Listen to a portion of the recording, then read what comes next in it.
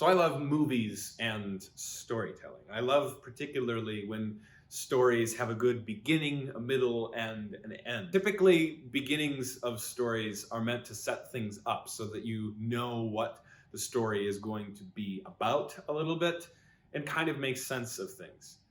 Because then the middle comes, and typically during the middle there's tension. There's a problem to be solved. There's a bad guy to be defeated. There's puppies to save. Things like that. But the thing that makes the most sense out of the entire story is the end. That's why ends have to be done well. This is what movies like Marvel's Endgame does really well. It's like movies that, well, Star Wars, The Rise of Skywalker maybe didn't do as well. Movies have to have a good ending. Stories have to have a good ending, particularly because the end of a story is what makes sense of the entire story. So two most important things of making sense of a story is the beginning and the end, because you have the tension in the middle. So we've been in somebody's story, and it's the story of Joseph. We saw his beginning is that he's a chosen child of the chosen people of God, of Israel. And then we have the tension in the middle where he's sold into slavery by his jealous brothers and that he's falsely accused by his slave owner's wife, and now he's thrown into prison. That's where we sit right now. We haven't gotten to the end yet, but we are getting close to his end. But right now we're sitting in prison with Joseph, and like everything that Joseph does, well, he manages things well and people notice, so he's actually, at this point in our story, kind of manager of the prison while he himself is a prisoner of the prison. Go figure. But he is in prison, and there are two new guys that are sent to the prison. One of them is a high-ranking member of Pharaoh's political cabinet. His title is chief cupbearer, so he's the one that gives Pharaoh the cup of wine that he's supposed to drink from. But he's also a political guy, so he's really important. And then there's the chief baker of Pharaoh, and I don't really know what he does besides bake delicious pastries. These guys are thrown into prison by Pharaoh for doing something stupid, and while they're there, they both have these kind of disturbing dreams. They wake up the next morning and they're sad, and then Joseph says, well, why are you sad? I mean, what a guy. He notices them. He asks why they're sad, and they say, well, we both had dreams and we don't know what they're about. So Joseph says, well, God can give me the interpretation of the dream. Why don't you tell me? So they do. When they do, he's like, well, I've got good news and I've got bad news. I've got good news for the chief cupbearer. You're going to actually be restored to your previous political state and be totally fine.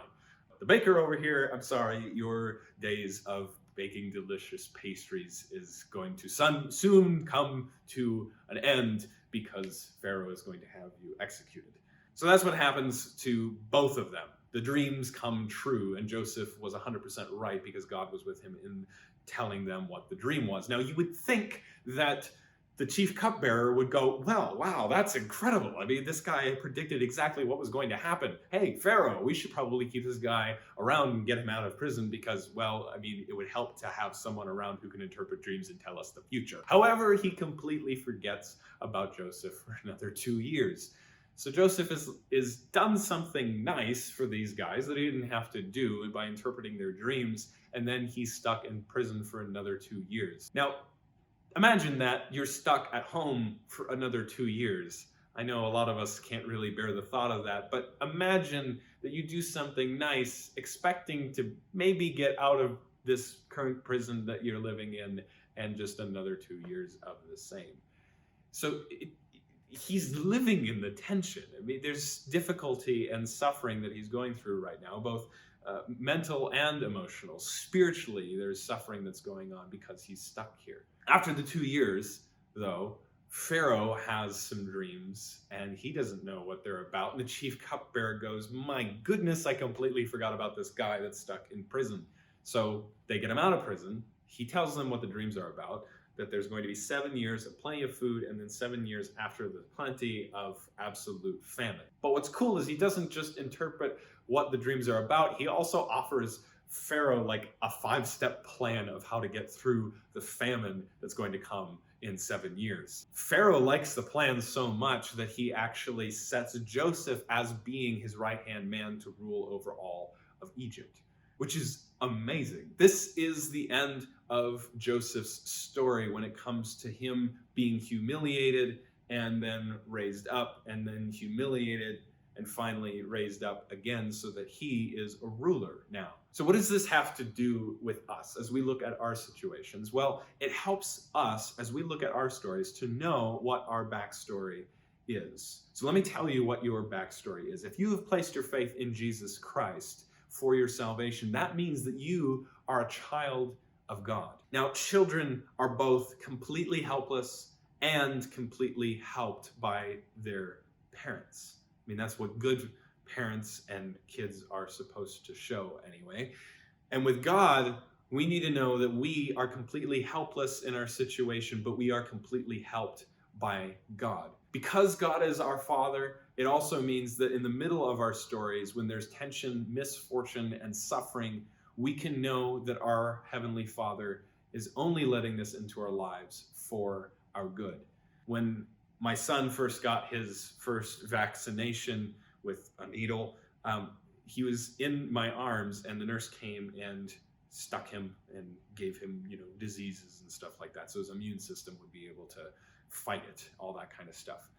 And when that needle went into him, his face wrinkled up in anguish and he began to cry. And everything in me as a dad at that moment said, this isn't right because my son is innocent. He doesn't deserve pain. However, I was the one who was holding him and giving him comfort. I was letting it happen because I knew that this was ultimately for his good. I wouldn't let any pain into his life if it wasn't for his good. So as you are in the pain and misfortune and suffering that you're in right now, know that your Heavenly Father only lets it in for your good because your pain sets you up for a purpose. Now, in Joseph's life, he shows us the life of Jesus in that he is humiliated, thrown into prison, and then ultimately raised to the right hand of the king. And that is actually what you are meant for as well. All of your suffering is working for you an eternal weight of glory, Paul says in Romans chapter 8. It's working for you glory at the end. Someday you will sit on the lap of your Heavenly Father and rule the universe. But God isn't just working for that moment to come, he's also working for your circumstances right now. Because Joseph is able to save not only Egypt, but a lot of other people by his 5-step plan of famine in that 7 years. One of the things that happens is he's actually able to save the lives of his brothers and his dad because he had enough food. So God is not just working for your good someday in heaven. He's also working for your good now and is working for the good of others through your pain and your suffering. So when you don't know what to do, remember that your problems can position you for a purpose. Thanks, guys. Have a great week.